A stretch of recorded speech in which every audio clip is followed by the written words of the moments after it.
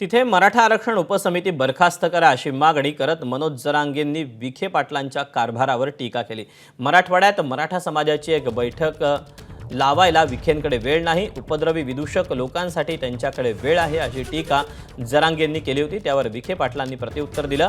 जरांगेंनी गैरसमज दूर करावा असं उत्तर विखेंनी दिलं।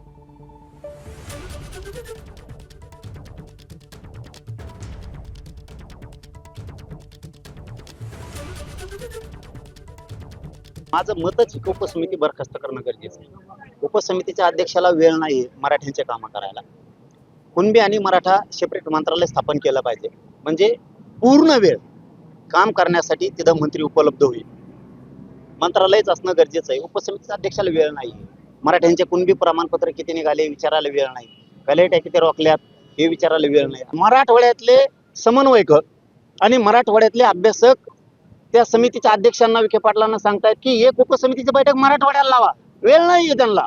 मात्र उपद्रव करणाऱ्या विदूषक बुद्धीच्या लोकांना विशेष निमंत्रण देऊन मंत्रालयात बोलवलं जातं आणि त्यांच्या बंगल्यात बसवलं जातं, याच्यासाठी त्यांना वेळ आहे। आता मनोज जरांगे पाटलांचं मला वाटतं काहीतरी त्याच्यामध्ये काय माहिती गैरसमज असतील।